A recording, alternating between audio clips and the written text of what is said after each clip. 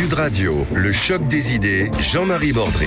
Bienvenue à tous sur Sud Radio dans votre rendez-vous du dimanche entre 11h et midi, le choc des idées, avec un invité, une voix qui n'a pas peur de déranger par ses propres idées. On va en parler de la Chine aujourd'hui, de la naïveté de l'Occident, de sa mauvaise conscience et finalement de la manière dont il a laissé l'Empire du Milieu prendre sa revanche. On va en parler avec Alain Bauer, notre invité qu'on accueille avec plaisir, qui publie Chine, la revanche d'un empire, la revanche de l'Empire. Est-ce que c'est la fin de l'Occident ? C'est publié chez Fayard. Bienvenue à vous, Alain Bauer. Vous serez accompagné de mes deux acolytes du dimanche, Stéphane Simon. Bonjour à vous, mon cher Stéphane. Bonjour à tous. Et Arthur de Vatrigan. Bonjour. Directeur du magazine L'Incorrect. Comme je le disais, nous parlerons géopolitique. L'avenir des relations entre l'Occident et la Chine. Est-ce qu'on a raté cette mondialisation piteuse ? On en parlera avec Alain Bauer. Mais avant ça, la carte blanche d'Arthur de Vatrigan sur un débat évidemment passionnel et passionné, qui a beaucoup marqué l'actualité de la semaine. Oui, parce que mercredi dernier, donc, la légalisation de l'euthanasie et du suicide assisté a été votée en deuxième lecture d'une majorité, mais pas si importante, en tout cas bien moins que qu'en première lecture. Et je reconnais que malgré déjà deux lectures, il y a toujours des choses qui m'échappent, comme expliquer que tuer est un soin, ce qu'on a encore entendu, ou qu'au nom de la dignité, l'argument des pros, on interdit de lancer des nains, mais on autorise à liquider des vieux. Ça, j'ai toujours pas compris.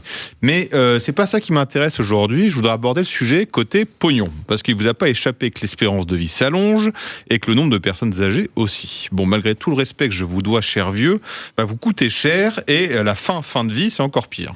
Alors, si on prend l'exemple des soins palliatifs, dernière gare avant le terminus, 20 départements en France ne sont pas équipés.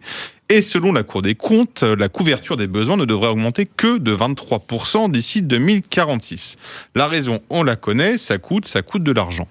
D'autant qu'une fois pris en charge, la demande de mise à mort disparaît, donc on ne libère pas un lit de sitôt. Alors on a vu pas mal de lobbies à l'œuvre pendant ces débats, des pour, des contre. Et du côté des pour, il y en avait un qui était particulièrement actif, c'était la Mutuelle Générale de l'Éducation Nationale, la MGEN. Elle envoyait par exemple des propositions d'amendement à des députés pro-euthanasie. Une mutuelle chargée de rembourser les soins qui militent pour le raccourcissement de la vie, c'est uniquement par humanisme, comme on dit en République.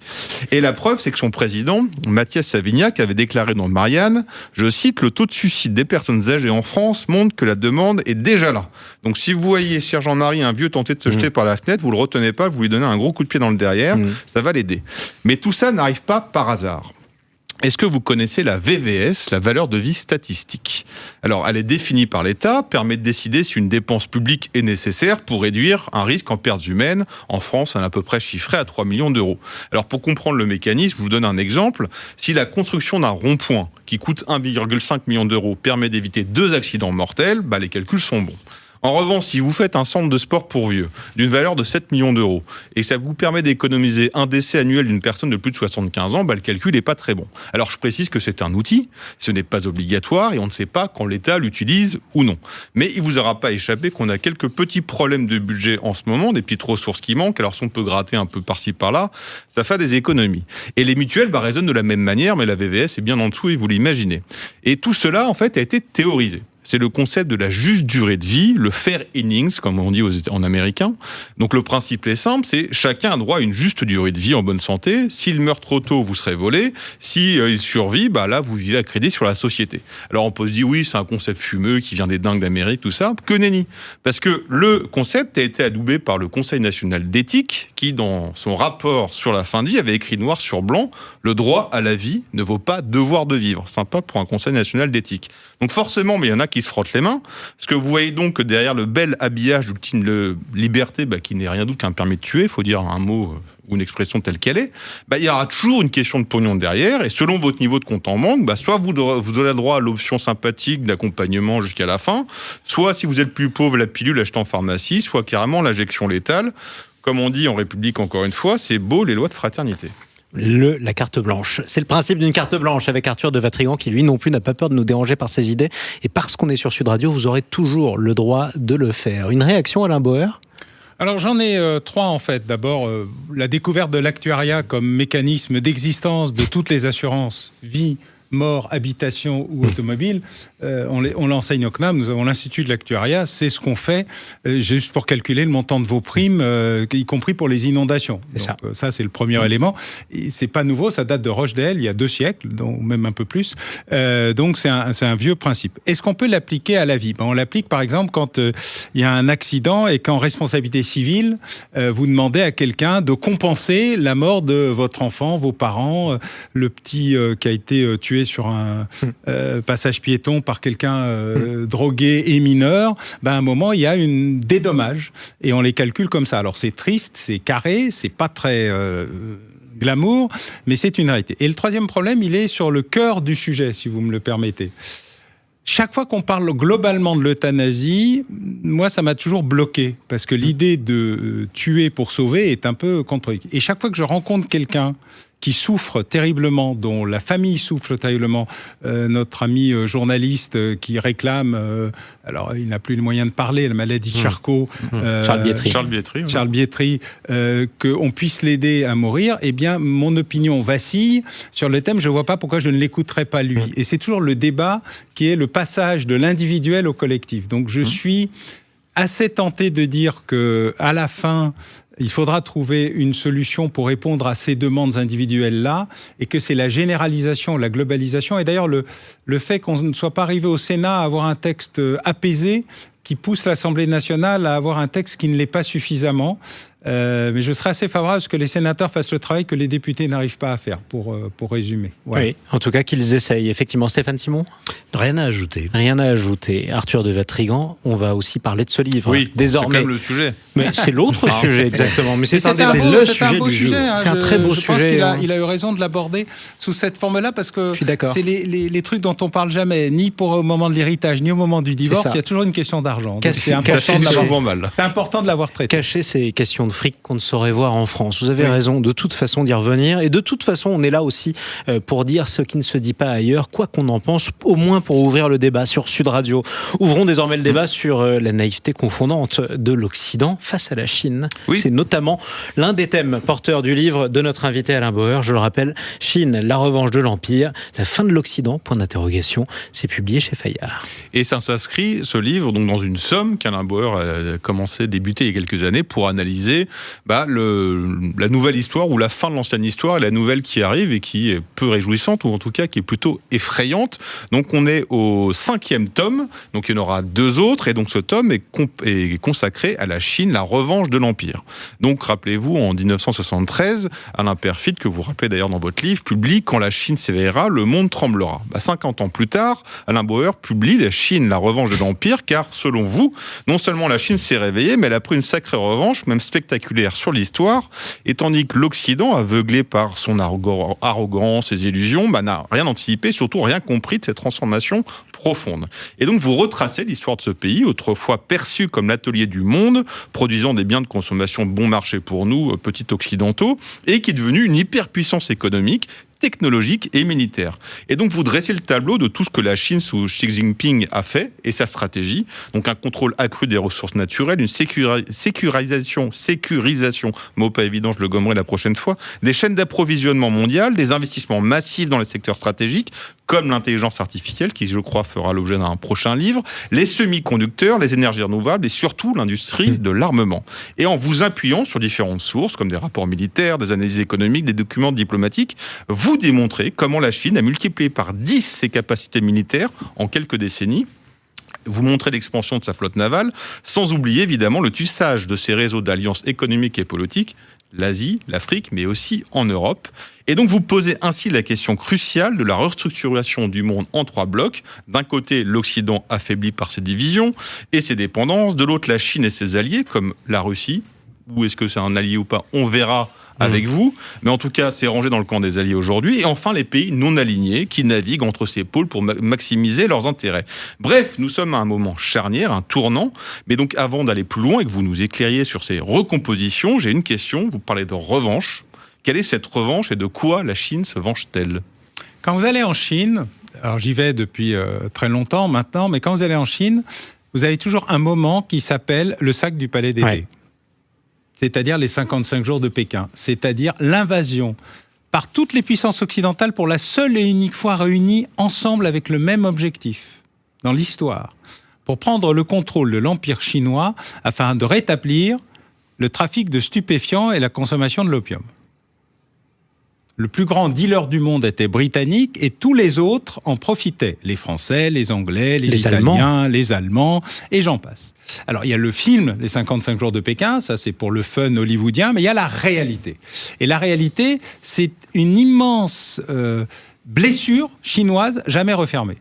Mécaniquement parlant, entre 3 et 15 minutes après le début d'un banquet chinois, la question va arriver. Et cette situation est pour eux ingérable. Et donc, en fait, je voulais appeler ça l'Empire contre-attaque, mais c'est un peu pris par des opérateurs, par des opérateurs de cinéma, de bonne qualité d'ailleurs. Ouais. Mais en fait, c'est un peu ça. Et ça, c'est le premier problème, c'est la blessure absolue, permanente, purulente de la Chine. Et cette blessure, elle a été en partie effacée par la partie Mao. Mais elle a été surtout compensée et remise en état, non pas par Xi Jinping, mais par le grand opérateur du retour de l'Empire, économique, mais déjà avec une pensée militaire, Deng Xiaoping. Exactement, le successeur de Mao. D'où vient cette profonde humiliation dont vous parlez? On va y revenir, Alain Bauer, dans un instant. Comment la Chine prépare sa revanche? C'est ce qu'on va voir dans le Choc des idées avec Stéphane Simon, Arthur de Vatrigan, Alain Bauer donc, et vous tous sur Sud Radio. À tout de suite. Sud Radio, le choc des idées, Jean-Marie Bordry.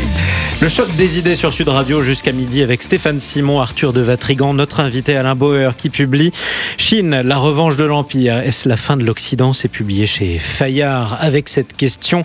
La naïveté de l'Occident a-t-elle laissé sourdir la revanche de l'Empire chinois? On revenait sur cette humiliation profonde de la Chine dans ce qu'elle a subi des Occidentaux, de la part des Occidentaux au 19e siècle et surtout comment sa revanche se met en place. Alors comment elle se met en place, tiens d'ailleurs?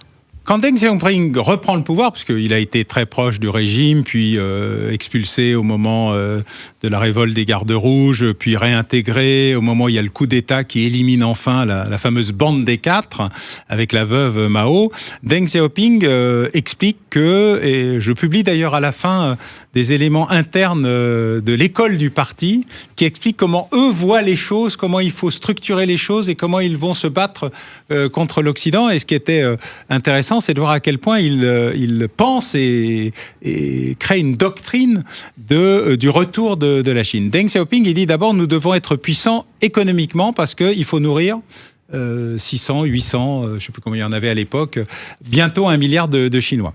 Et donc, il dit, en fait, on va délocaliser, on va faire en sorte que l'Occident nous trouve bien pour la délocalisation. Et surtout, nous allons envoyer des ingénieurs partout pour apprendre.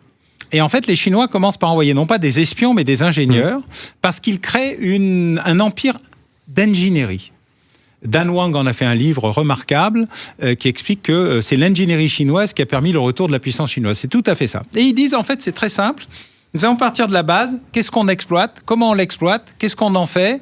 Et on va contrôler l'ensemble du cycle de la matière première, qu'elle soit rare ou pas, n'étant pas le sujet. D'abord, c'était tout et n'importe quoi. Puis c'est devenu les terres rares quand ils ont découvert les stocks qu'ils avaient. D'ailleurs, c'est un ingénieur chinois venu en France qui a donné la primeur chinoise sur les terres rares. C'est quelqu'un que nous avons formé, comme souvent d'ailleurs. Je rappelle que Deng Xiaoping était ouvrier chez Renault et qu'il a parfaitement compris et qu'il aimait beaucoup la France. Alors, il y avait un tropisme pro-français très marqué. Et puis, peu à peu, ils ont construit cette ingénierie. Puis, ils ont beaucoup copié, ils ont parfois beaucoup espionné économiquement, assez peu militairement d'ailleurs, curieusement. C'était pas un enjeu pour eux à ce moment-là.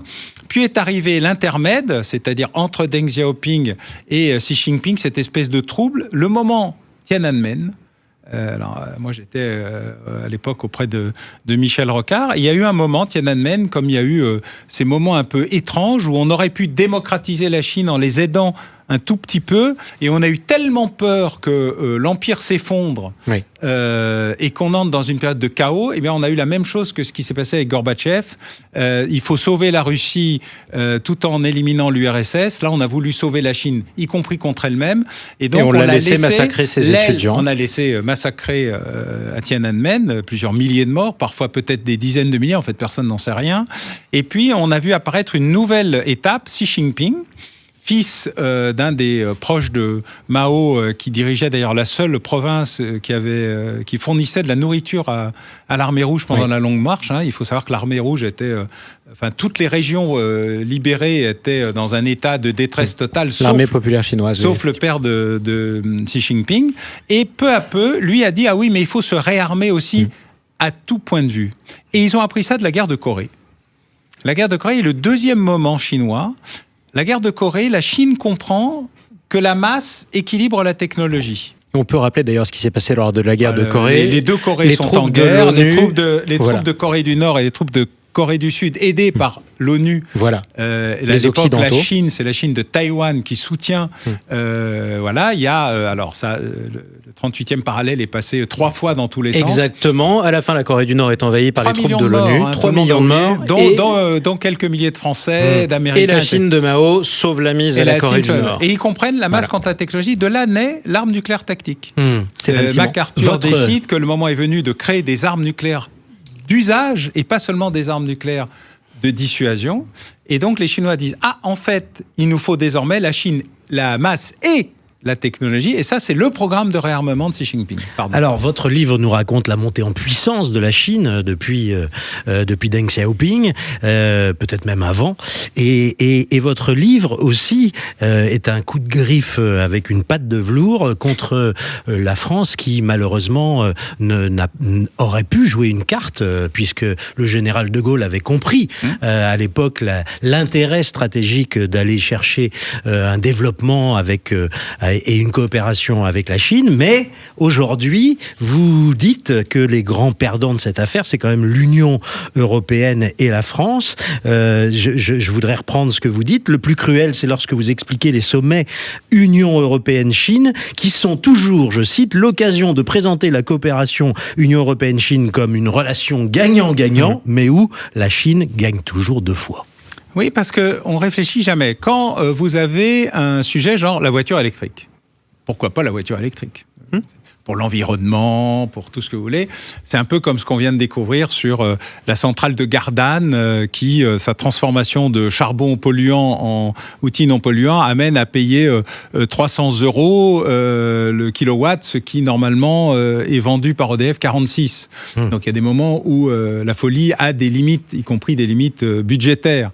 Et donc le sujet central a été voiture électrique. D'accord, merveilleux la voiture électrique. Il y en a un seul qui dit ah non, la voiture électrique c'est pas ça qu'il faut faire, il faut rester dans l'hybride. Alors, il y en a 2, c'est Toyota d'un côté et Carlos Ghosn qui veut pas engager Renault dans le tout électrique. Vous voyez les effets Stellantis, 22 milliards de pertes sur la pulsion du tout électrique. Et en fait, qu'est-ce qui nous pose un problème ? On n'a pas de batterie, on n'a pas de solaire, on ne sait pas comment le fabriquer. La modulation, c'est-à-dire l'équilibre entre la production nucléaire, produit de Gaulien et Mendès France aussi. Il faut rappeler que les deux s'y étaient mis assez curieusement. D'ailleurs, c'est un couple bizarre.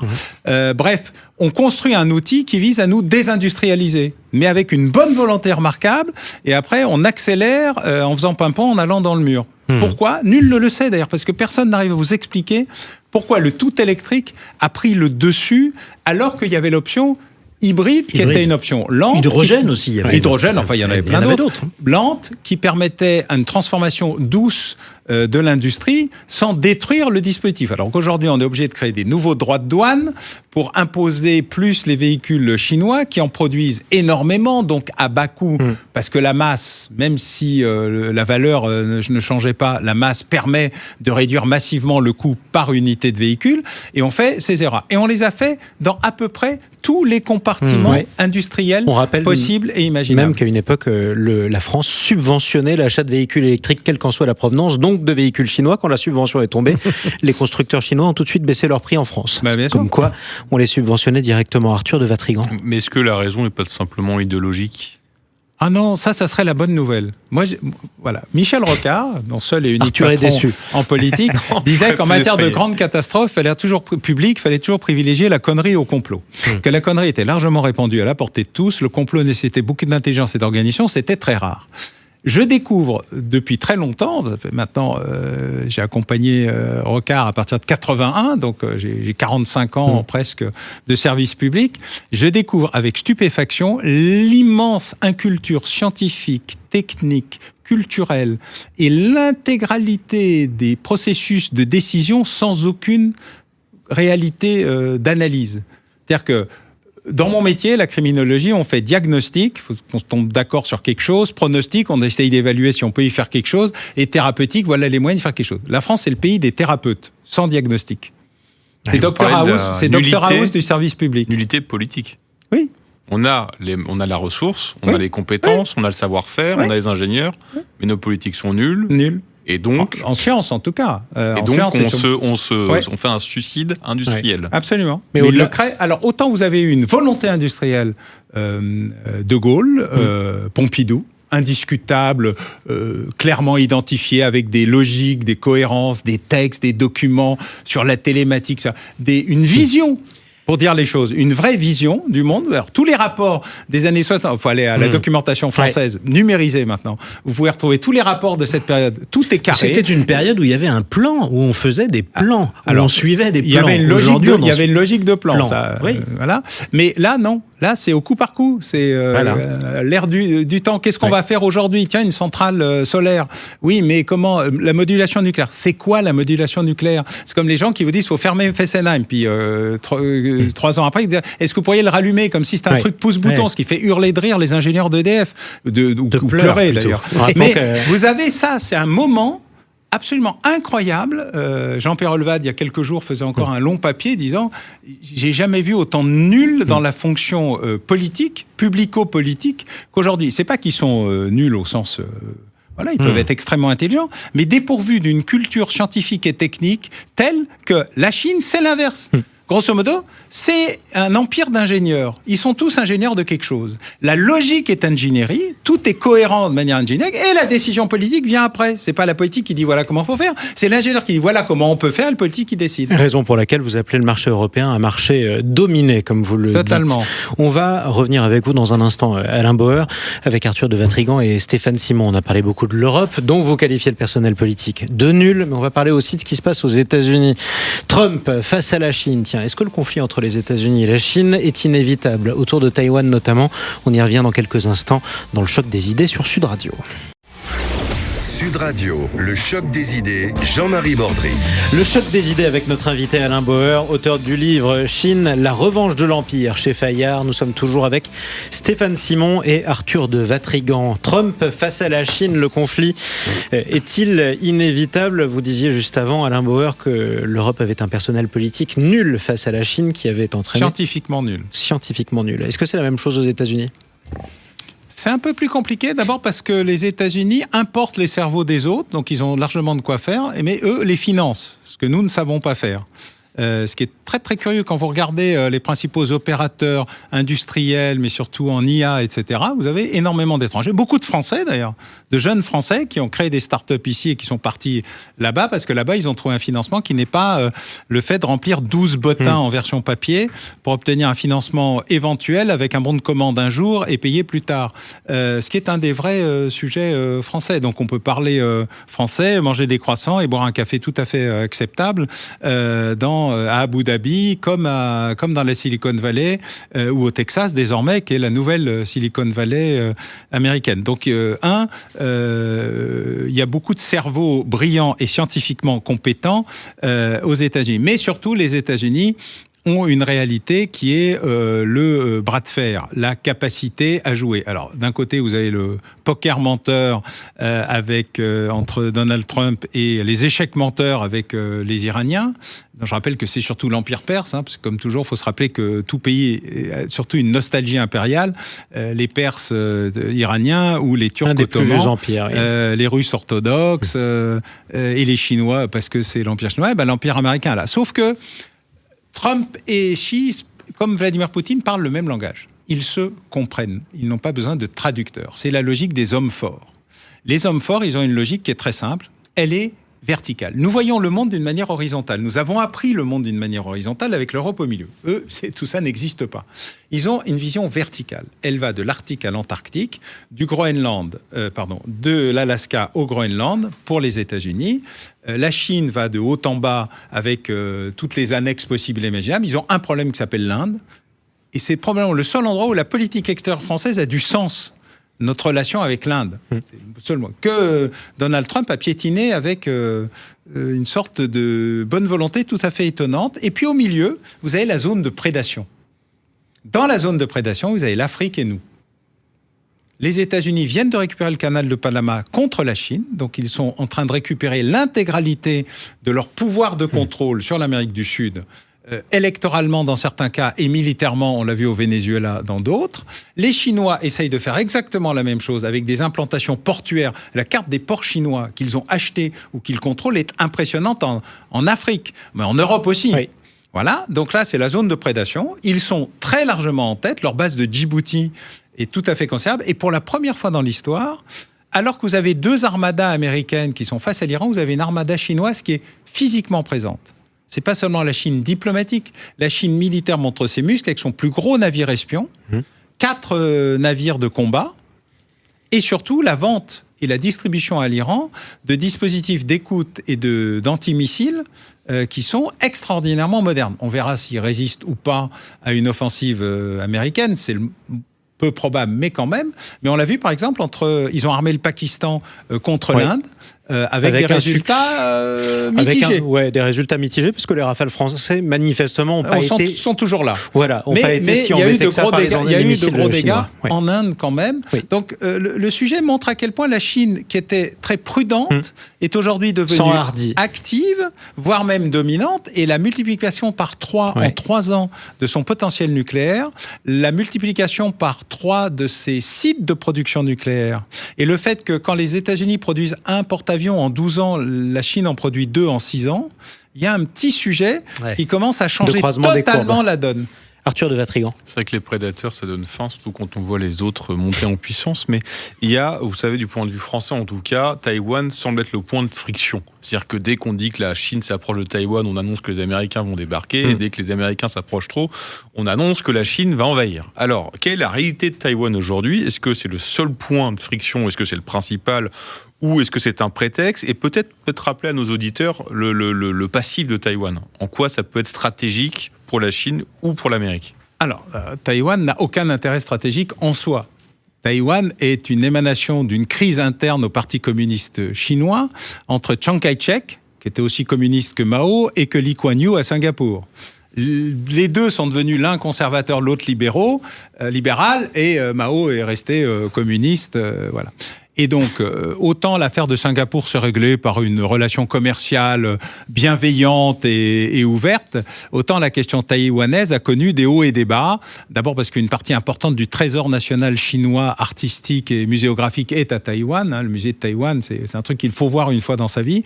Non seulement le musée, mais les réserves, parce que les réserves, c'est 90% des capacités du musée, c'est 10% de l'ensemble de ce qui a été transféré là-bas. Deuxièmement, parce qu'il y a un double sujet à Taïwan. C'est un pays très divisé entre le Kuomintang qui est proche qui souhaite désormais un rapprochement avec la Chine, et les libéraux qui souhaitent une indépendance réelle et reconnue. Alors, Taïwan est de moins en moins reconnu mondialement parce que la Chine a réussi une emprise diplomatique qui fait qu'il doit rester le Vanuatu et 2-3 micro-États qui reconnaissent Taïwan, mais c'est une immense usine TSMC de production de puces électroniques tout à fait indispensable à l'ensemble des industries occidentales. Malgré Nvidia aux États-Unis, ça n'arrive pas à remplir, ou très importante usine hollandaise, on n'arrive pas à remplir les besoins historiques de puces. D'ailleurs, on est en shortage, on n'en a pas assez par rapport à la demande, y compris pour des choses très usuelles ces temps-ci. Et puis, le deuxième souci, c'est que l'enjeu pour les Chinois, c'est ce que dit Xi Jinping. Vous savez, quand un dictateur, un chef d'État ou qui que ce soit vous dit qu'il va faire un truc, il faut le croire. Il n'y a que les Occidentaux qui pensent que ça ne va pas arriver. De Mein Kampf à envahir l'Ukraine jusqu'à j'aurai Taïwan. Alors, la première fois que Xi Jinping a dit qu'il aurait Taïwan, il disait d'ici 2035. Puis il a dit 2032. Là, il vient de dire 2027. Je le crois sur parole. Par principe. Par principe. S'il le dit, c'est qu'il le veut. Va-t-il le faire ? J'en sais rien. Mais à partir du moment où il l'a dit et qu'il le veut, je fais comme si il voulait le faire. Et quelles sont les conditions de ça ? Jusqu'à présent, l'idée que la flotte américaine était capable de résister et de protéger Taïwan était valable. La flotte américaine, l'US Navy, en décembre 2025, je le mets dans le livre, dit « Pour la première fois, nous sommes égalés, voire surpassés, en défense chinoise, en capacité anti-navire, en dronisation, c'est-à-dire en drone sous-marin, naval et aérien, et leur modernisation est tellement accélérée que d'ici 2 ou 3 ans, ils auront plus de porte-avions modernes que nous n'avons de porte-avions, point. Or, il faut savoir qu'il y a un seul porte-avions moderne américain, alors, il est devant l'Iran. Alors c'est le moment de nous parler de ce que vous expliquez comme le piège de Thucydide. Oui. Rappelez-vous, c'est de Graham Allison, c'est pas de moi. Mais bon, c'est ce qui arrive de façon inéluctable. Vous expliquez quand une puissance dominante, ascendante, rencontre une puissance dominante qui, elle, est. Alors, en fait, quand la puissance dominante voit arriver la puissance ascendante et que la puissance ascendante explique qu'elle est très ascendante et qu'elle a envie de devenir dominante, la puissance dominante essaye de contrecarrer la puissance ascendante, puis de la détruire. Et donc, il y a un conflit obligatoire. Graham Allison a fait ça à partir de la guerre du Péloponnèse, qui avait été écrite par Thucydide. C'est une projection des conflits intergrecs. Mais il est vrai que chaque fois qu'on a vu ça arriver, eh bien, vous avez une réaction. Alors, vous avez des réactions de divers types. Attendez, le tableau est sombre, mais vous dites, il faut savoir que sur les 16 dernières fois où des puissances se sont croisées comme ça, 12 fois, cela s'est terminé par une guerre. Donc, statistiquement... il y a plus de chances qu'il y ait la guerre qu'il n'y en ait pas, absolument. C'est ce que je voulais vous entendre dire. Oui, bien sûr, mais parfois, ça se traduit par un effet de levier très puissant. Par exemple, Ronald Reagan, avec la guerre des étoiles, avait réussi à détruire l'URSS sans guerre. Sans guerre directe. La guerre se faisait en Afghanistan, c'est ce qu'on appelle une guerre par proxy. Là, on est dans une problématique où il y a une guerre en Ukraine. C'est une vraie guerre qu'on n'arrive pas à finir, ni par la pression, ni par la puissance. Et il faut dire que l'administration Biden, de ce point de vue-là, n'a pas facilité les choses, puisqu'à la seule et unique question importante qui lui était posée, et ça, c'est ce que mes correspondants russes me racontent, ils disent, il y a une question qui est posée à Biden, pendant 3 semaines, il annonce que nous allons envahir l'Ukraine. Bon, on se dit, ça y est, ils savent qu'on va envahir l'Ukraine. Et il y a une journaliste américaine qui, au bout de 15 jours, dans une conférence de presse, dit à Joe Biden, bon, d'accord, et s'ils le font, est-ce que vous enverrez des troupes en Ukraine ? Il dit, les Russes disent, nous, on a été très attentifs à cette question, parce que s'ils envoyaient des troupes, on n'y allait pas. On n'y allait peut-être pas. Genre, on se posait des questions, parce que tuer un soldat américain, c'est pas la même chose que bombarder un soldat ukrainien. Réponse Joe Biden, non. Sauf que le lien avec la Chine est assez lointain quand même. Non, parce que la même question se pose sur Taïwan. L'ambiguïté stratégique américaine jusqu'à présent, c'était de dire on pourrait intervenir, c'est un enjeu essentiel, nous prendrons des... Mais il n'y a pas de soldats américains à Taïwan. Il y en a au Japon, il y en a en Australie, il y a des accords qui existent de coopération partout. Les Américains disent qu'ils protégeraient les Philippines. Sur Taïwan, il y a une sorte de doute. Pourquoi ? D'abord parce qu'ils ont reconnu la République populaire de Chine sous Nixon et que Taïwan aujourd'hui c'est un non-État mais un allié. Mais que les Américains disent l'usine TSMC, vous m'en construisez une aux États-Unis parce que je ne veux pas dépendre seulement de Taïwan. Que la relation avec l'Inde, qui était un équilibre très important dans la relation avec la Chine, il y a un Quad qui existe, une relation à 4 pour la protection de la liberté de circulation à la mer de Chine, est devenue aujourd'hui très incertaine du fait des mauvaises relations entre l'Inde et les États-Unis sur les tarifs douaniers. Du coup, on ne sait plus très bien si véritablement les États-Unis peuvent intervenir. Mais le vrai moment, c'est quand l'US Navy dit on est égalé, voire surpassé. Effectivement, et on va en reparler dans un instant. Restez avec nous, Alain Bauer. Je le rappelle, votre livre « La Chine, la revanche de l'Empire » chez Fayard. On est toujours avec Stéphane Simon et Arthur de Vatrigan. Dans un instant, on va parler des BRICS. Oui, le Brésil, la Russie, l'Inde, la Chine, notamment ces nouveaux pays. Comment se débrouillent-ils ? Quels sont leurs rapports avec la Chine ? Et quelle place pour la Chine dans cette mondialisation piteuse ? On en parle dans un instant avec Alain Bauer. À tout de suite sur Sud Radio. Sud Radio, le choc des idées, Jean-Marie Bordry. Avec notre invité Alain Bauer, auteur de ce livre « Chine, la revanche de l'Empire » chez Fayard. Nous sommes toujours avec Stéphane Simon et Arthur de Vatrigan. Nous parlions à l'instant des BRICS, le Brésil, la Russie, l'Inde, la Chine. Tiens, quelle place pour la Chine dans cette espèce de concerto à quatre ? Elle en a pris la direction fonctionnelle lors du dernier sommet des BRICS. Elle a réussi avec... le club de Shanghai a montré qu'elle pouvait aussi avoir son petit club à elle. La présence du Premier ministre indien a été une surprise après le conflit Pakistan-Inde, où la Chine a armé le Pakistan contre l'Inde. Et donc, on a eu ce moment d'interrogation sur est-ce que Narendra Modi assisterait au grand défilé militaire qui était prévu le lendemain à Pékin et puis à la fin il n'est pas venu. De la même manière, on a vu la présence qu'on sous-estime mais qui est très importante du président Recep Tayyip Erdogan, parce que je rappelle que la Turquie, ex-empire ottoman, a aujourd'hui une capacité militaire tout à fait considérable, que c'est un flanc considérable de l'OTAN, une intervention assez forte en mer Noire, d'équilibriste, comme toujours, entre la Russie et le reste de l'OTAN, mais surtout qu'ils viennent de produire une bombe thermobarique équivalente à une petite bombe nucléaire et qu'ils en sont fiers, et des productions de drones très largement modernes et de très bonne qualité. Qui et ont dans montré... quelques années, un porte-avions qui sera plus grand que le Charles de Gaulle, d'ailleurs. Oui, ou un porte-drone, d'ailleurs, qui pourrait être lui-même un équivalent encore plus intéressant que celui inventé par les Chinois eux-mêmes. Donc on sent bien qu'il y a toute une série de mutations militaires sur lesquelles les Turcs, les Chinois et les autres sont très en avance, et que nous, on est encore dans l'armée d'avant et qui sont dans l'armée d'après. Mais les BRICS, le grand problème, c'est est-ce qu'il va y avoir un grand moment d'amour retrouvé entre l'Inde et la Chine ? Je n'y crois pas une seconde. Ou est-ce qu'on va enfin pouvoir décrocher l'Inde du reste, retrouver un petit morceau d'équilibre avec des gens qui hésitent, le Brésil, maltraité par Donald Trump, mais qui lui a résisté fortement, ou l'Afrique du Sud, encore plus maltraitée. Donc il y a un moment où il faudrait qu'on retrouve un espace gaullien, c'est-à-dire le moment où la France parle à tout le monde et surtout aux autres. Vous savez parler à Stéphane Simon, vous. Arthur de Vatrigan. On parle à tout le monde, mais je suis pas sûr que tout le monde nous écoute. Mais vous parlez un peu de beaucoup, vous savez. Un peu de guerre. Donc il y a cette guerre en Ukraine, Russie. Bon, dans beaucoup de voix s'étaient élevées en disant c'est un problème de syndic et de copropriété, peu importe les massacres, tout ça. Non, le problème c'est qu'on pousse la Russie dans les bras de la Chine. Quelle est la réalité de cette alliance de la Russie et de la Chine ? Comment elle peut se prolonger si un jour cette guerre s'arrête ? Et faites-nous un peu un état des lieux.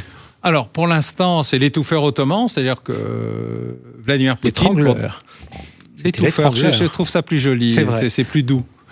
On arrive au même résultat. C'est vrai. Mais Vladimir Poutine est entièrement entre les mains de Xi Jinping, à la fois pour la fourniture d'équipements militaires, de munitions, d'obus, parfois de combattants venus de Corée du Nord, mais pas par l'opération du Saint-Esprit, et la construction des nouveaux points d'entrée, des nouveaux accords économiques, des nouveaux oléoducs qui ont été validés in fine récemment, c'est que la Chine aujourd'hui, c'est la corde qui soutient le pendu, que les Russes s'en sont rendus compte. Le service d'enseignement russe a même donné des indications comme quoi ils étaient en train de se faire piller par les Chinois, qui pendant ce temps-là, imperturbablement, continuaient à tenir et à prendre sous emprise la Russie. Il faut savoir que Staline voulait nucléariser la Chine en disant notre seul grand ennemi, c'est les Chinois, et donc il faut qu'on s'en débarrasse le plus vite possible. Et curieusement, ce sont les Américains qui l'ont empêché de passer à l'acte. Comme quoi, il y a toujours des moments curieux dans la géopolitique. Et il y a cette situation. Donc, on ne peut pas revenir en arrière. La Russie est un pays qui ne vit que dans l'économie de guerre et qui aura le plus mal à s'en sortir, d'une part, et d'autre part, son économie en tant que telle est inexistante au sens de la réalité de ses ressources financières. Madame Nabiulova, qui mérite le prix Nobel de finance, pas d'économie mais de finance, la gouverneure de la Banque centrale russe, a tenu le pays à bout de bras jusqu'à présent, mais les rapports de la Banque centrale de Russie, que j'invite tout le monde à lire, parce que c'est pas une émanation de sources secrètes cachées dans un coin, écrit en anglais et en russe, pour ceux qui maîtrisent pas bien le cyrillique, montre à quel point il n'y a plus un kopek dans les caisses russes et à quel point ils sont uniquement dépendants aujourd'hui de l'export. Donc ils exportent autant qu'avant, voire même un peu plus, de ressources pétrole, gaz, mais à des prix qui sont très bas. Le Premier ministre Mikostin a dit qu'il ne pouvait même pas financer l'effort de guerre cette année. Il lui manquait 10% du budget. D'un point de vue économique, sur l'ensemble des secteurs non militarisés, on est dans une situation très dégradée. Et donc, ils ne vivent plus que par le soutien de la Chine qui leur fait payer par des tarifs très bas et des emprises, y compris stratégiques, c'est-à-dire des terres et des permis d'exploitation qui sont de plus en plus importants. Stéphane Simon. Oui, moi je voudrais qu'on revienne sur un point, c'est qui résiste à la Chine finalement. Et vous nous apprenez dans ce livre que l'Inde est véritablement le rival dans la région pour la Chine, parce que vu de Paris, en fait, on a toujours eu l'impression que c'était plutôt le Japon qui était le rival de la Chine, le Japon allié avec les États-Unis. Et ben finalement non, c'est plutôt l'Inde qui est le grand concurrent et rival de la Chine. D'abord parce que démographiquement, il y a plus d'Indiens qu'il n'y a de Chinois. Et que la situation démographique de la Chine est extrêmement périlleuse. Ils perdent de la population, alors que l'Inde en gagne. Ne parlons même pas du Japon, qui lui... Le Japon est un pays perdu, malheureusement, pour ça, avec un vieillissement accéléré. Le Japon est un pays qui est un nain militaire, parce que la Deuxième Guerre mondiale, parce que les engagements... La nouvelle première ministre qui vient de gagner par un raz-de-marée électoral est en train de réarmer massivement, mais on part de très très loin, et ils n'ont pas d'industrie militaire. Très curieusement. On l'a vu d'ailleurs lors de l'affaire des sous-marins australiens, quand Mitsubishi a voulu vendre des sous-marins japonais, c'était les plus mal classés, parce que même les sous-marins allemands étaient considérés comme meilleurs. Les Français... Les sous-marins allemands sont souvent meilleurs. Quand même. Oui, mais bon, Mitsubishi, c'est pas rien d'un point de vue industriel. Je veux dire que du point de vue militaire, on sentait bien qu'il y avait un petit sujet. Du point de vue spatial, etc., il y a un retard japonais considérable qu'elle essaye de rattraper, donc ils vont le rattraper, mais avec des moyens humains extrêmement faibles. Mais alors l'Inde, par contre, oui, c'est le grand rival, c'est notre grand allié. Là, de ce point de vue-là, moi qui suis très critique avec la politique extérieure française, de ce point de vue-là, le choix qui avait été fait il y a longtemps, pas par le président Macron, même avant lui, dans le pivot indo-pacifique, de choisir l'Inde, d'entrer dans le Quad, de le réarmer, de jouer avec les engagements, notamment sur le Rafale. Là, le prochain contrat va être un contrat absolument gigantesque. Là, c'est un enjeu considérable qui peut permettre justement de nous trouver un vrai allié. Et, il faut le dire, la signature de l'accord Inde-Union européenne, qui est bien plus favorable pour tout le monde que le fameux Mercosur ou le pseudo-traité tarifaire avec les États-Unis, est un enjeu absolument essentiel de survie pour l'Union européenne et particulièrement pour la France. C'est un grand allié qu'il faut savoir maîtriser. Et il n'y a pas de remords colonial avec nos anciens comptoirs, puisque nous avons eu des comptoirs en Inde. Oui, effectivement, Pondichéry, Chandernagore. Mais justement, tiens, j'aimerais qu'on termine là-dessus. Vous avez parlé de tous ces pays autour de la Chine, et vous dites que l'Europe est le seul endroit au monde où subsiste une espèce de remords, où on ressasse le passé impérial. Pourquoi nous et pas les autres ? Alors, soit parce qu'on a une âme, soit parce qu'on a ça dépend de quel point. J'ose espérer qu'ils en ont une. Je ne peux pas préjuger, je n'ai pas ausculté les cerveaux de loin encore. Non, je crois qu'on est dans cette espèce de crise terrible. Alors, les Anglais n'ont pas ça, hein. Par exemple, quand j'explique que nous, on a un remords colonial et que j'explique aux Anglais qu'ils ont quand même créé le chaos pour l'éternité et plus si affinité partout où ils sont passés, et que je m'attends toujours à une réaction de mais non, pas du tout. Et la dernière fois que j'ai fait ça dans un collège britannique où il y a beaucoup de gens qui sont formés pour la diplomatie, donc là-bas l'espionnage, hein, l'un et l'autre vont ensemble, le patron du lieu m'a regardé avec un grand sourire et m'a dit « You perfectly understood the concept ». Vous avez parfaitement compris le concept. C'est-à-dire, quand on se fait virer, nous, on crée le chaos. On ne pleure pas et on n'exprésente pas ses excuses. Vous avez quand même des statues de Cecil Rhodes en Angleterre qui ont été vandalisées, par exemple. Enfin, ça existe aussi. Mais je parle de l'establishment britannique, vous voyez, le cœur du système. Donc, en fait, nous avons cette situation qui est que nous n'assumons pas ce que nous avons été. Nous ne comprenons pas, d'ailleurs, que sur beaucoup de sujets, la situation était même pire avant. L'esclavage, les barbaresques, etc. On a une sorte de déni du réel. Ça ne veut pas dire qu'on s'est bien comporté. Hein. Je veux dire, la conquête de l'Algérie, le général Bugeaud lui-même raconte dans ses propres mémoires qu'il n'y a pas été particulièrement en douceur et avec gentillesse. Et donc, il y a des choses qu'il faut assumer. Mais sur le fond, nous n'en sommes pas sortis. Notre incapacité à traiter notre propre histoire, on est les seuls. D'ailleurs, on n'arrive pas à dire est-ce que c'est une guerre guerre d'Algérie ou des événements d'Algérie. Vous vous rendez compte ? 60 ans après, on ne savait pas comment le dénommer. A priori, il y a consensus sur le nom quand même aujourd'hui. Ce n'était pas le cas il y a 60 ans. Non, il n'y a pas consensus. Qui dit encore les événements d'Algérie ? Ceux qui disent qu'il n'y a pas eu de guerre. Oui, il doit y avoir... Moi, je dis qu'il n'y en a pas qui le disent. Non, mais il y en a. Non, c'est intéressant de voir à quel point l'acceptation du récit national entre aussi facilement en conflit avec le roman national en France, et à quel point l'écart s'est plutôt accentué que rétréci. C'est très étrange à lire, mais c'est intéressant pour les historiens. Et en tout cas, c'est pas le cas en Chine. Ce sera la conclusion de cette émission. Merci beaucoup, Une seule Alain histoire Bauer. en Chine. Merci beaucoup, Alain Bauer. Chine, la revanche de l'Empire, la fin de l'Occident, point d'interrogation. C'est publié chez Fayard. Merci à vous. Merci Arthur de Vatrigan.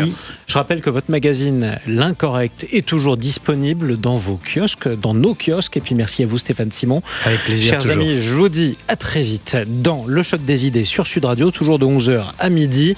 Je vous laisse en compagnie de Laurent Permas, La vie devant nous, juste après les infos de midi. Vous allez découvrir un truc formidable, un robot autonome du futur. Et bien, figurez-vous que c'est français. Oui, chez nous aussi, on peut faire des trucs formidables. Ce sera juste après les infos. Bon dimanche.